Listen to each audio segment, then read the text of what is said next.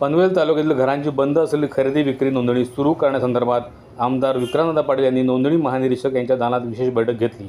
या बैठकीस कोकण म्हाडा माजी सभापती बाळासाहेब पाटील, नोंदणी महानिरीक्षक व मुद्रांक नियंत्रक रवींद्र बिनवडे, नैना प्रभावित क्षेत्रातील ग्रामस्थ, शेतकरी, नागरिक व नोंदणी महानिरीक्षक मंडळाचे इतर प्रमुख अधिकारी उपस्थित होते।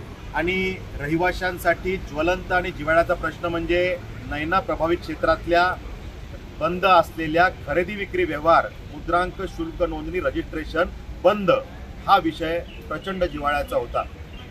या विषयामध्ये सातत्याने पाठपुरावा करत हा विषय अधिवेशनात मांडण्याचा प्रयत्न त्या ठिकाणी आमदार म्हणून मी केला। त्या ठिकाणी हा विषय पुढे कसा सरकेल, नागरिकांना दिलासा कसा मिळेल, आमच्या शेतकरी बांधवांना दिलासा कसा मिळेल, ग्रामस्थांना दिलासा कसा मिळेल, हा प्रयत्न सातत्याने आम्ही करत होतो। महसूल मंत्री महोदयांच्या दालनात त्याच्या विशेष बैठका घेण्यात आल्या।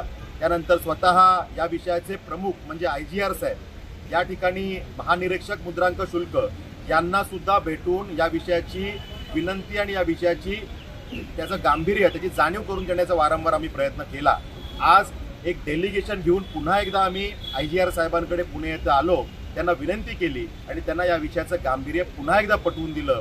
आणि मला सांगायला आनंद होतो की या सगळ्या विषयामध्ये कुठेतरी एक सकारात्मक वातावरण तयार झालेलं आहे। स्वतः IGR महोदयांनी या विषयामध्ये नागरिकांच्या भावनेची आम्ही चिंता करू आणि या विषयामध्ये सकारात्मक निर्णय करू हा आशेचा किरण आता आपल्या सगळ्यांना दाखवलेला आहे।